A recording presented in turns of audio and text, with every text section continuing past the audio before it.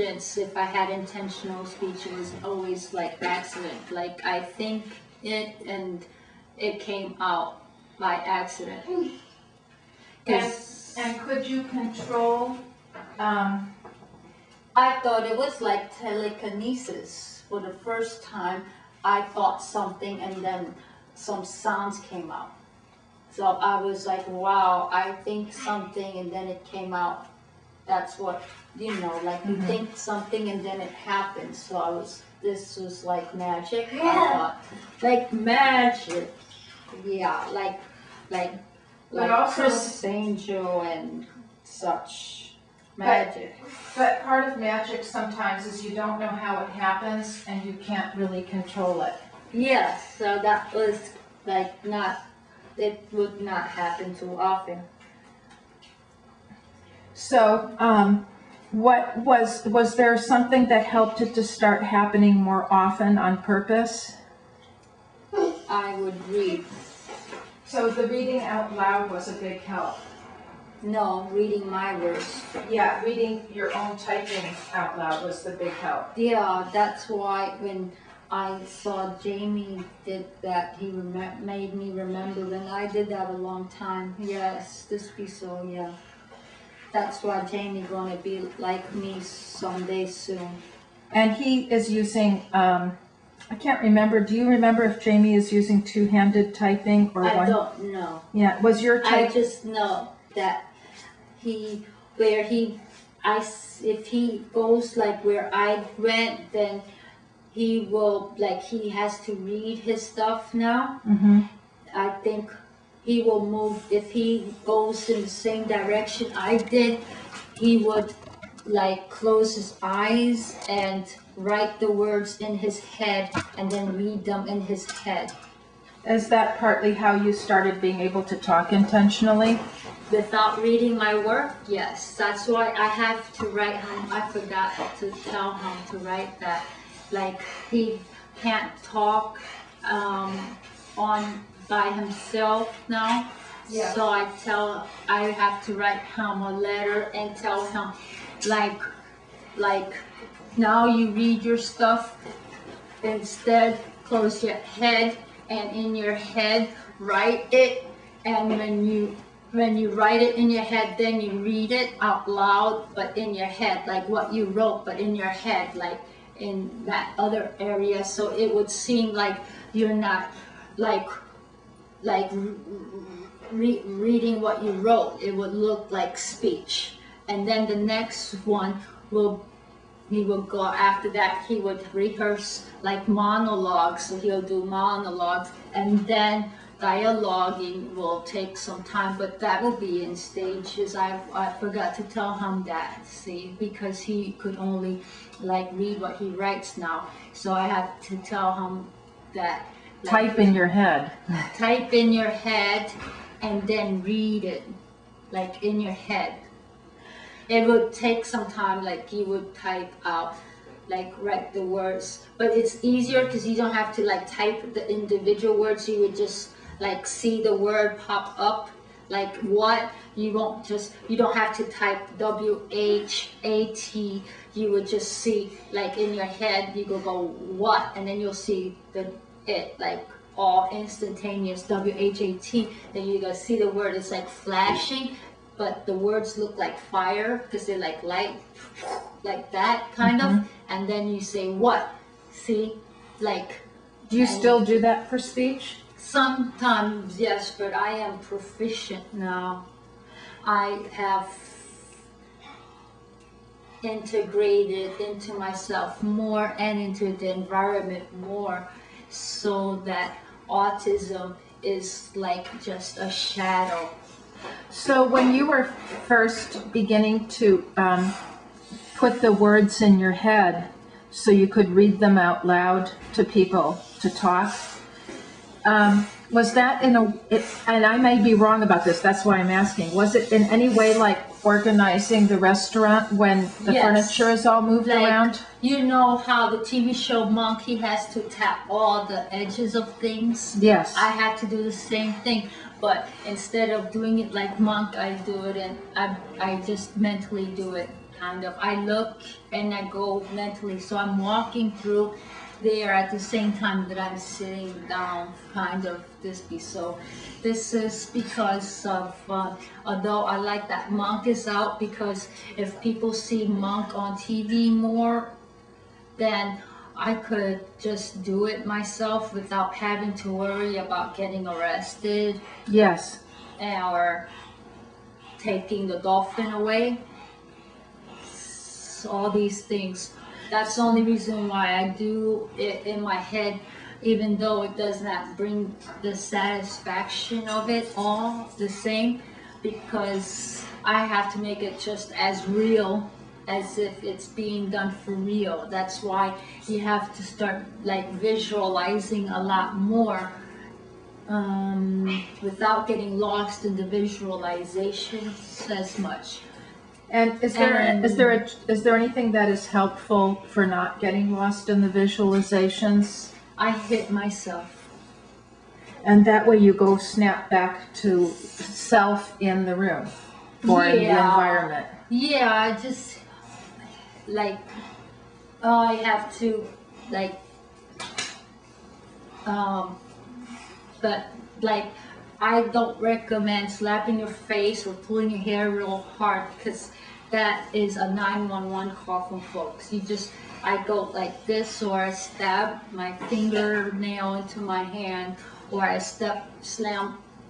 I do things like, it just hurts a little bit just to bring me back somewhat. So, and then I could, it's almost like I'm going on. I go on, like at one part of me could go on autopilot. See, like. Would something like rocking right now help you to be more in your body while talking? Yes. Yeah. And not to, and would rocking be something that could be helpful if you needed to do a lot of stimming to calm down? Then rocking could help you with. It helps me a lot. Yeah. I can't not move, or I could lose myself. Yeah, and one of the things also, when you would start to say, see a word or type a word in your mind so you could say it out loud, how was the sound inside your head for talking? Was it too loud, okay? How was the sound of your own voice? I borrowed people's voices in my head. How do you mean, like maybe your mother's voice or a friend's voice? Or wherever TV voice? I would hear a voice, I would borrow it. So when you were speaking, was that the voice you were hearing in your head? No, borrowed voice. Would you use the borrowed voice for your saying things out loud? I always do this, yes. Okay. So. And when you're speaking out loud intentionally, yes. Does the sound effects, I put in sound effects, but the sound effects, I have to hear it before. I have to hear it, and then I have to recreate it. Is the That's when I borrow people's voices, so I could get the sound effects, like the music, like singing. But what about it seems to me like I've been brought this to you. It seems to me.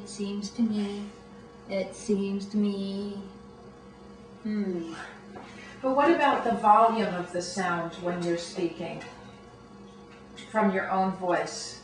It could change. When you first began speaking, did the volume of your own voice bother you or not? Yes, because it was inconsistent.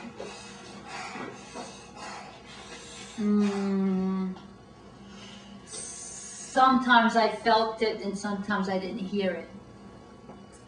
So it wasn't, you couldn't count on being able to hear your own voice? I felt it more than I heard it. When you say felt it, you mean like vibration or? Yes, vibration. Like it vibrates, like it moves like a movement more than a sound. Because I guess you've shown me many times how you could open and close your mouth with no sound. Yes, but I still hear it. Yes, but if you're opening and closing your mouth, what would be the signals that sound was coming out? Pushing, or what was some of the ways you could know that besides just moving your mouth, you were actually using a voice? There were no vibrations. If no sound comes out, there's no vibrations. Like when the dolphin is mouthing, or like you call it lip syncing, there's no vibrations. What did you do to help yourself make the vibrations come out at the same time? I tried to make the sounds but that was the those have vibrations. It rips through the air and it bounces off the walls. So it's like a movement. See?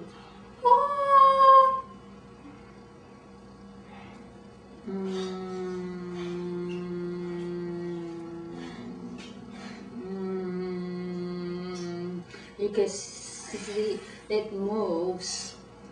It moves and it breaks through the environment. And it bounces off the wall and it comes back to you. So I made a sound. See, like you don't hear that I made a sound. You don't feel it. You don't feel it as well as hear it. Yes. You feel it. It sound like it's. I say it slow so you get more out, because somebody said before they don't feel it at all. So that's how you had to work. Because when you would say like a vocal stem, like the phrase over and under, over and under. Over and under, over and under, over and under, over and under. Then you were able to combine everything, but for intentional speech, you couldn't tell if, well, I guess when you were doing it as a vocal stem, did it matter if sound came out or not? It was a stem, so did it serve a different... Sometimes it was just to get the vibrations, like getting lost in it almost. Sometimes it would mean something. So if you got, so when you were trying to speak intentionally, one thing I'm hearing is that you had to, in a sense, type or form the words in your mind as words and then as spelling words, and see a word written in your mind so that you could read it and say it out loud. And then how... Like a comic book, see? Yes. And it's like a bubble where it's like the words are written above it, see? Mm-hmm. Or like closed caption, so like closed caption TV, see? Where the words are right there. If the sounds are too distorted, like it distorts sometimes depending, like it distorts and you don't know what those sounds are actually, like what words those sounds are actually making, if they're taking too long, or if you're organizing it too long, this be so, and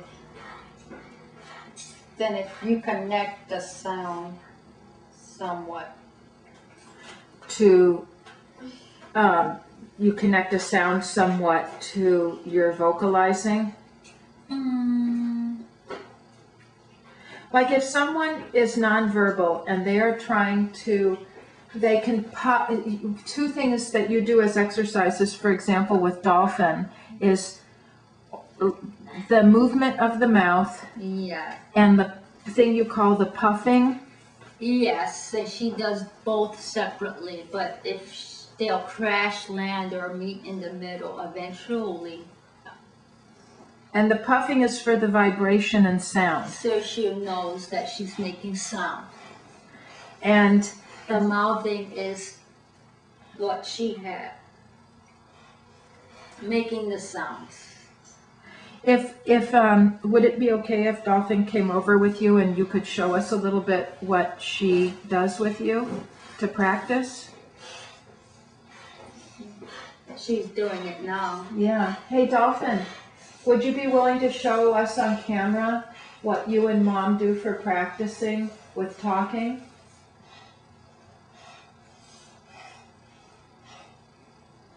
She thinking, and now she paused to try to say something.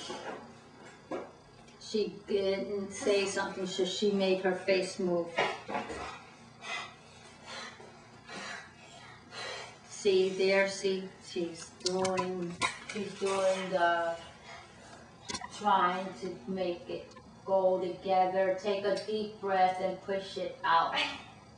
It doesn't have to come out as clear. Just let anything out, and we'll accept anything that comes out, as long as you can try to make them go together. She's also, Dolphin is really enjoying her snack plate. Yeah, she might not want to. Yeah, she's been grabbing and snacking away. Yeah. And enjoying all the food. So why don't, maybe on camera, Julie, you could show us what are some of the mouth things that you would try to show or help Dolphin with? What are some of the mouth movements? Even if she's not sitting next to you, can you just show us with your own mouth? I show her, and I tell her 1, 2, 3, 4, 5 to see, look with her eyes. Look with your eyes.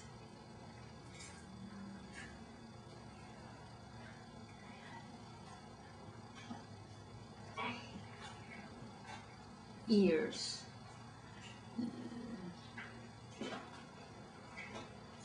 Like, I show her the mouth, how to move the mouth. And then we make sounds. And that's to get in touch with the vibration. Yes, the vibration, the move, like sound. And Is it to make any sound but do it intentionally?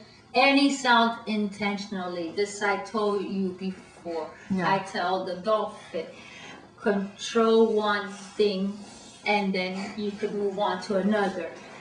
I told her the first exercise was 1, 2, 3, 4, 5 eyes, 1, 2, 3, 4, 5 ears, 1, 2, 3, 4, 5 eyes, 1, 2, 3, 4, 5 ears, 1, 2, 3, 4, 5 eyes, 1, 2, 3, 4, 5 ears, 1, 2, 3, 4, 5 eyes, 1, 2, 3, 4, 5 ears, 1, 2, 3, 4, 5 eyes, 1, 2, 3, 4, 5 ears.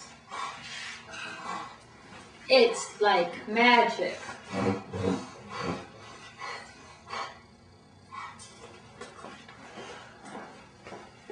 Dolphin, if you sit right here, here's the food, and you can have it here too if you want.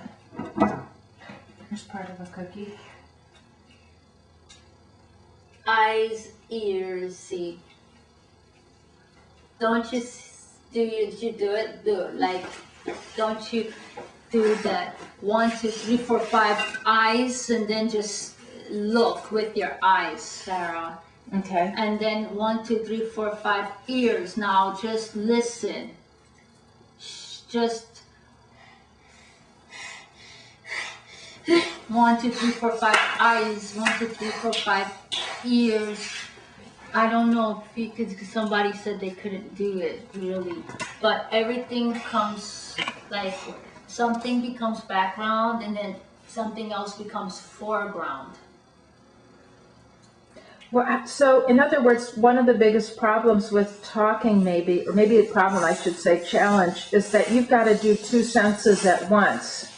Yes, but I tell the dolphin, that if she could control one sense for 5 seconds and then consciously shift to the other one for 5 seconds, then it's not random. Then it's not like whenever, but more like when she decides. So 5, 1, 2, 3, 4, 5. Ears, 1, 2, 3, 4, 5. Eyes, 1, 2, 3, 4, 5. Ears, 1, 2, 3, 4, 5. Eyes. Do you see? Yeah. Almost, she cocks her head to listen. Eyes, she looks. Bless you. She's shifting all the time. So, but with speaking, you're using ears and movement. You have to control one little part of yourself, part of the time, to own that part of yourself. And what are the Before you could move on to another part that you need to own for part of the time. The thing is not to own all of yourself all of the time, but part of yourself part of the time when you want to. And to do that, you have to start small. If you try to get too big of a project, it will become too much of a mission for you to accomplish. So you start small, just like your eyes, then your ears. You're like, listen now. And it doesn't seem like much, but it might be hard to, you might be surprised at how hard it is to do it when you say you're gonna do it. Do you understand? Yes.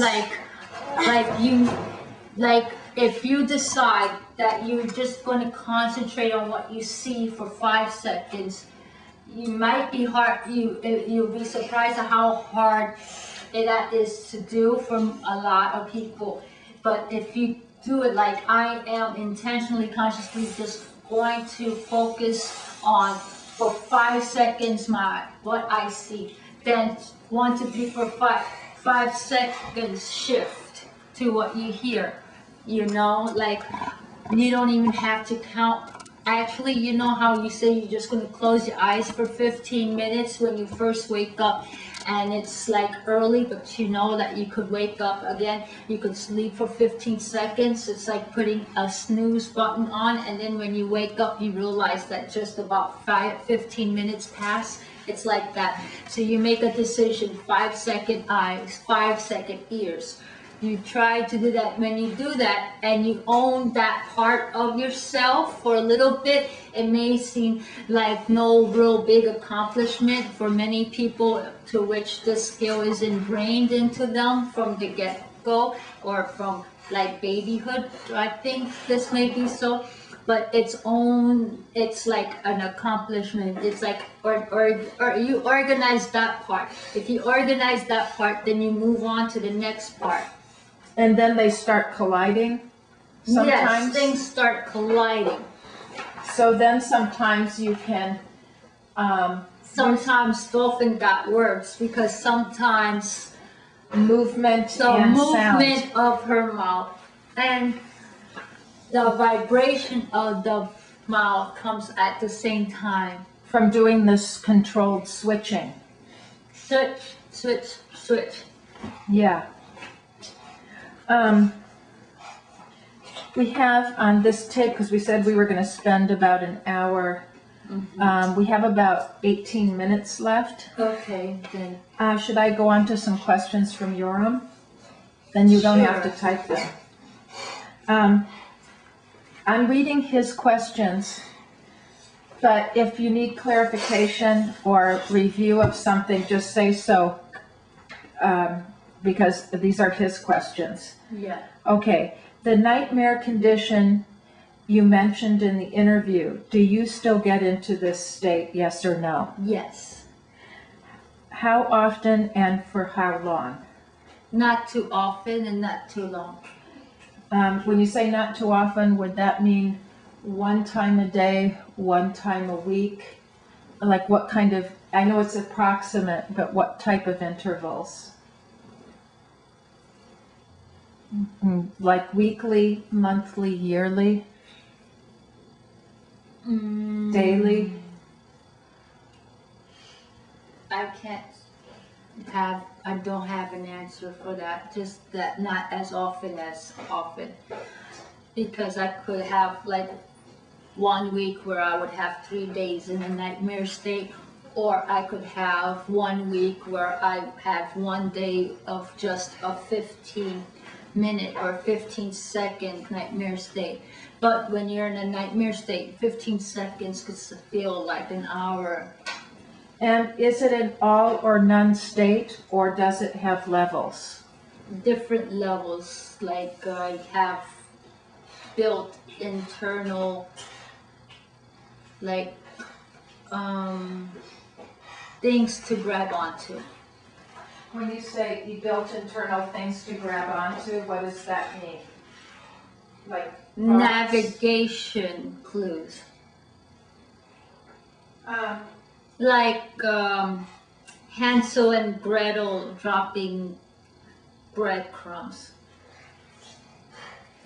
Does it appear perceptually? Is sound perceived louder or more silent in the nightmare stage? Everything could have. Something like no sound happening and you become like a deaf person. Or you could become like a blind person. And can it switch to suddenly very loud? Yes. Or suddenly all the vision comes in? Sometimes when you didn't have all the things would flood in. Where as a young person it happened more often, it happens less often as you grew older. Like the doors all slam open and everything comes in like a flood. And this is like very painful and disconcerting. And how about tactile sensation during the nightmare? Is it stronger, weaker, something else? Weaker, I think this be so. It depends. Everything could switch. See now. So switching is part of the problem. Nothing, something. There is no pattern. All the patterns. All the patterns will collide. Everything could come in all at once or not at all. Vision could disappear and come full force. Sound, don't do this now. You don't understand when you